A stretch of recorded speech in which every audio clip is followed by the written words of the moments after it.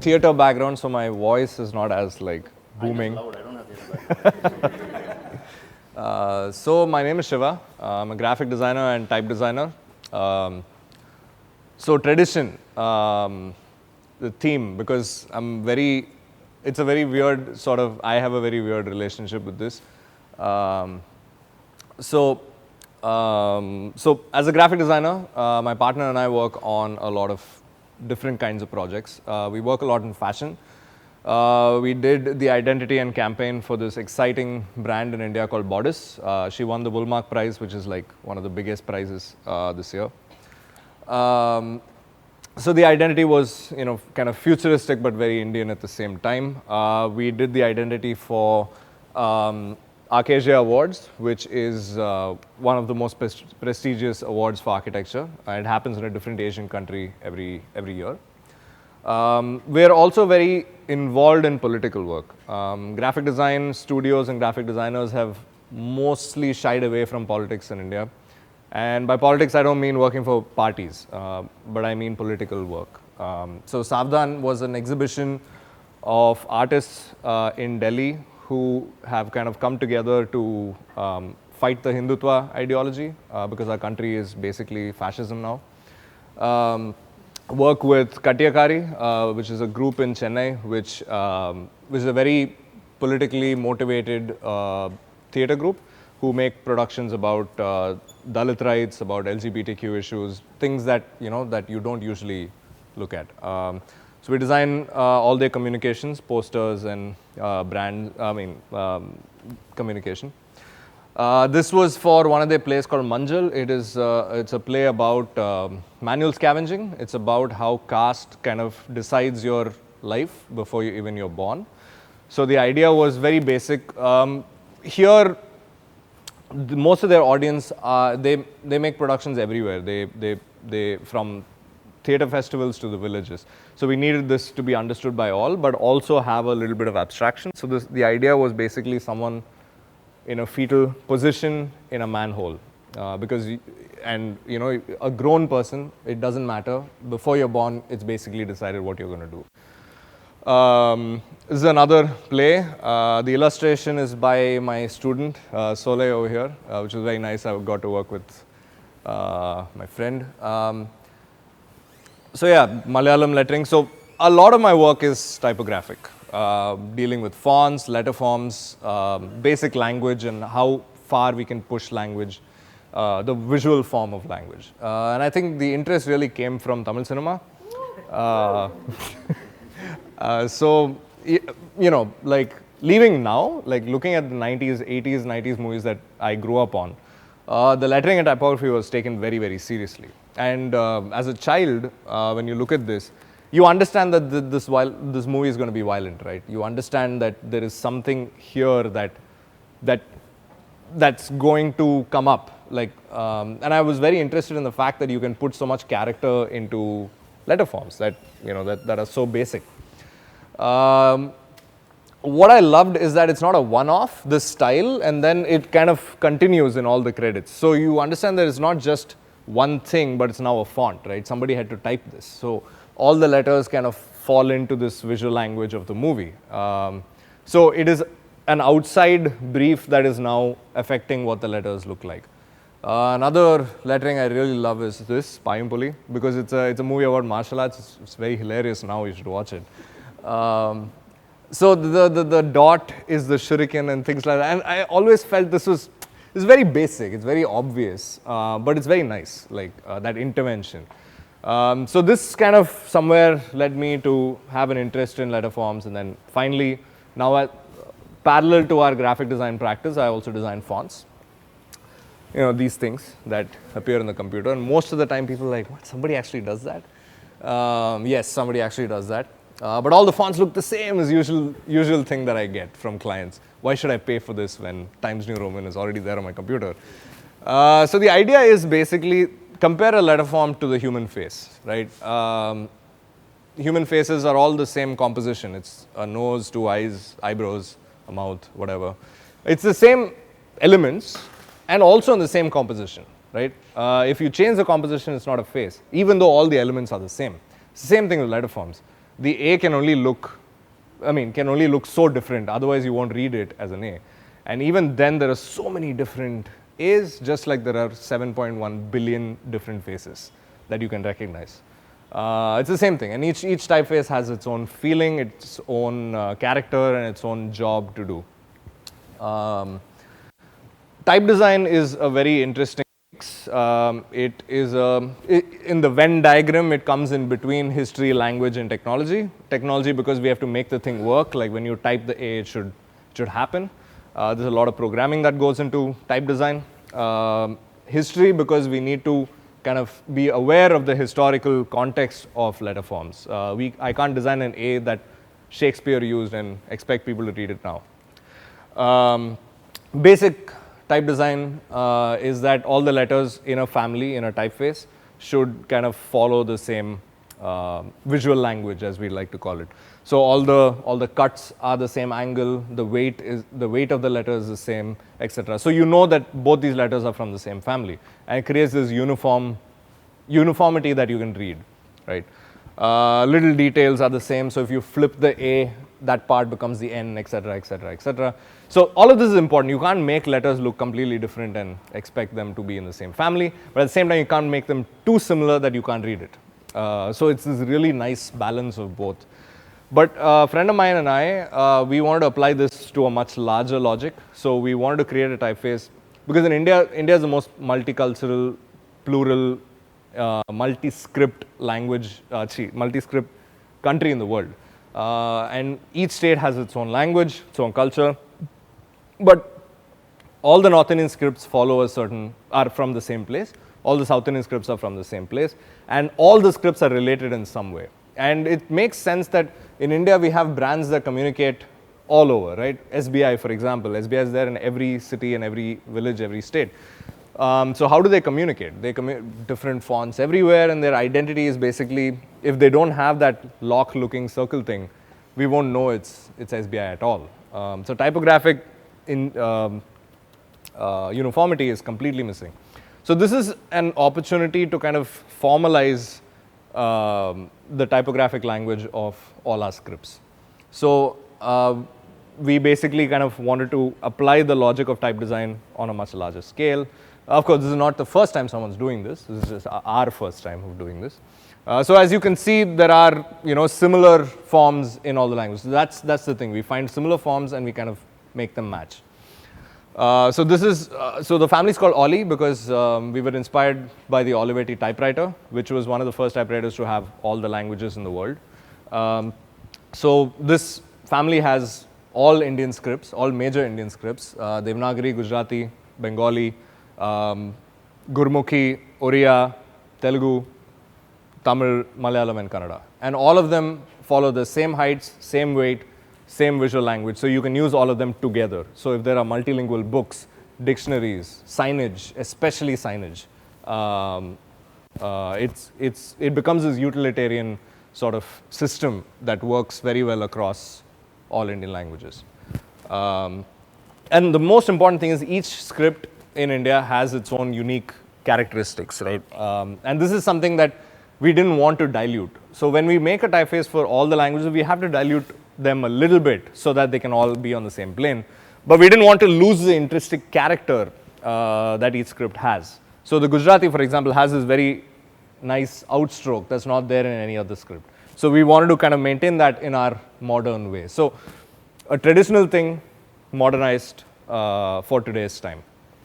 And of course, the typefaces have weights. So there's like light, medium, regular, and all that. And so this typeface also has like 10 weights from the lightest to the darkest. So it doesn't just speak in so many languages, it also speaks in so many voices, which was very important to us. We wanted to create a system you can use anything on, right? Something that's completely utilitarian and large as possible. So this is a large project. We're releasing, I think, Devanagari and Latin, which is English, next year, around March, hopefully. And the Type Foundry we're working with, called Typotech, they are creating the Arabic, Cyrillic, Greek. And so basically, in 5 years, we would hope that this typeface becomes a world typeface that has all the major scripts in the world. So this is one side, trying to make something extremely useful based on what it could be used for. Basically, any design is based on what things can be used for. The other side is more research-based, more personal and more like experimental, where you don't really care about what it can be used for. It's more about changing things within the field. So in college, when I was doing my master's, I was very interested in Kufic lettering. We all know that Arabic, in ancient Islamic art, representation was not allowed, right? You can't draw people or animals or anything. So the language became the art form. So calligraphy became the most important art form in the Arab world. And Kufic lettering especially came out for tiling in mosques. So if you go into a mosque, you can actually read all of this. All of this is language. All of this is readable. And I think that's very beautiful. So I was very interested in this because it's we all have seen the Arabic script and how free and beautiful it is.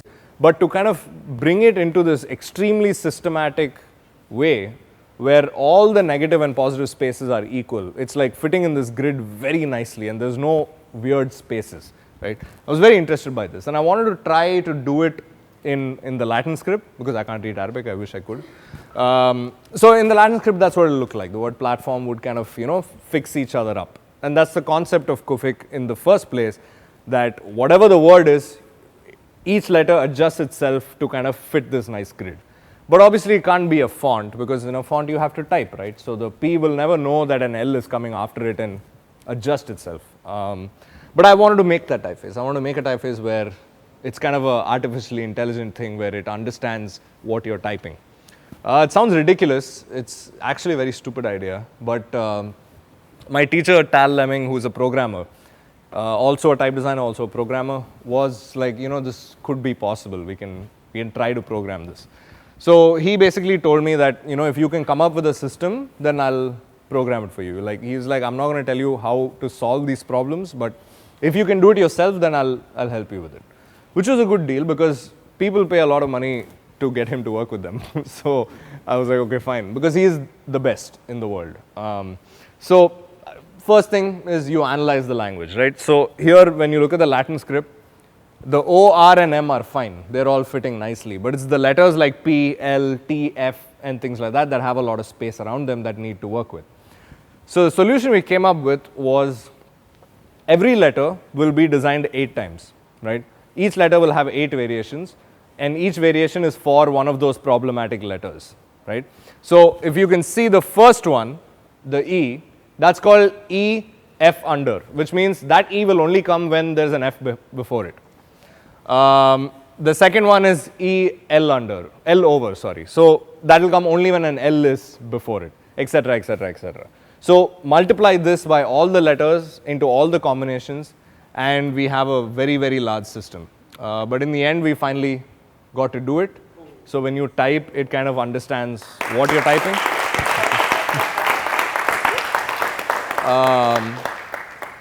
So this took 3.5 years to make because we had to kind of go in and figure out how to make, and there are, I don't know all the words in not just the English language. We look at Portuguese, every language that uses the Latin script, which is French, Portuguese, Italian, blah, blah, blah, blah, blah. And so we need to know that every combination in every language works. So have you ever met anyone who's seen every word in the dictionary? Now you have. I've seen every word in the dictionary. So we took the dictionary text and we typeset the font in it and then went through it. And there were lots and lots of words that didn't work because programming doesn't solve all your problems. Programming will just get you to a certain level and then you'll have to solve those problems yourself. So words like institute, right? So if you can see that, S-T-I-T-U-T-E, that's one glyph. I had to make that, right? So because of how complicated it is, it has so many glyphs. Glyph is, each letter is a glyph in the font, right? So A is a glyph, B is a glyph, whatever. So a regular Latin font, Latin language script font has around 397 glyphs. This font has 7,000 glyphs, right? 7,000 glyphs, and I'm not kidding. This is how many glyphs there are. It keeps going. You know. So, and one of my friends calculated, he said that if I were to spend 10 seconds designing each glyph, or looking at each glyph, 10 seconds, it will take 83 hours to go through the entire font. So then I presented this. This was pretty remarkable that it worked. So we were like, okay, fine, now we need to kind of release it, publish it so people can buy it and whatever. Hopefully buy it. So I wanted to work with this type foundry called Typotech. They're like my heroes. That's the reason I became type designer. So I pitched it to them, and Peter, who is the founder, he was very excited. He said, okay. But he was like, okay, you've done this thing, and it works quite interestingly, but I don't think you've pushed it as far as it could go. And I felt like I have, because I don't want to do any more work on this. So he suggested that it's just one font. Why don't you make a family out of it? And then we realized that half the typeface is programmed, so maybe we can create more programs to kind of design. So basically, programming a tool to design things. So there's another programmer that I really like. His name is Frederick. He's in Belgium. So I asked him to create little plugins for me that would affect the typeface. So this is the splitter. What it does is everything in this font is rectangles, right? All rectangles. So what this script would do is it would split each rectangle into multiple little rectangles. So then you have a striped version, right? And then this is stone. So basically, it knows where the sun is and the shadow you can manipulate, which will create another this thing. This is called shadow. It'll give like a nice shadow. You can change the angle. So which is really cool. Like where I can sit and do this, but it'll take me another 10 years to sit and make the shadow on each glyph. Instead, we could program something to automate that. And of course, it doesn't mean I can just click and then there's a font ready. Yeah, I'm good. No, I had to go look at everything, edit them, blah, blah. But it was nice. It kind of expedited the process by quite a bit. And it's very surreal to look at this stone thing typing, which is quite cool. So basically we were like, okay, after finishing, they're like, but who would use this? You know, that question never came to me. Spent 3.5 years making this without any idea about what it can be used for. It's not, obviously a newspaper is not going to buy it, right? I'm saying because newspaper is where the money is in type design. So anyway, so we made this and then we realized, wait a minute. So we designed all these different styles. And since we didn't change anything about the letters themselves, all the spacing, the dimensions, everything is the same. It's just the visual character. So we realized that we can now make more fonts out of it by layering them. So this is solid, and then you put the stone shadow on it, becomes this colorful thing, and then you can add the other shadow on it. So we can put all the fonts together to make different variations. And since the whole point of Kufic lettering was to make patterns out of letters, a nice side effect was that you can make patterns out of the font. All of this is typed. You just increasing, reducing the spacing. So we can create millions of patterns, word patterns, like that word is Ellen basically. If you can see the bottom right is Ellen. So the bottom right one, if you can see just the top left of the bottom right one, E-L-L-E-N. So it's the word Ellen, like Ellen was my teacher, so this is experimenting. So full words can become patterns and it can just keep going. And my basic philosophy for design is that interesting processes lead to interesting results. You can't just, and I hate, how many of you here have gone to design school? NID or Symbiosis or whatever, right? So in design school, they teach you the design process, right? It's this dogmatic thing that you have to follow. Oh, there will be research, whatever. I think that's complete bullshit. I don't think design process has to be general for everybody. It has to be contextualized. And I really try to design different processes than the results, because the results will come anyway. But if we follow the same process for everything, then we're going to end up with the same results.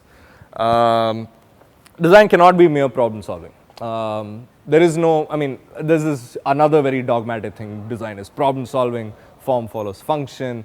And I think all of this is, people following this is why we are in such a state where there's like 99% boring work that we see all the time, right? The idea is that if we're just solving problems, then we're just looking for problems. What about innovations? What about things that you do because you feel like there hasn't been something done here, or because it means something, rather than just waiting for a client to come with you and say, bro, my logo, whatever. So, so form follows fun, I think, most importantly. And this, I'll leave you with this quote, which I really like. Seek things that do not exist yet. The only way to make something new is to try to find something that doesn't exist. And thank you.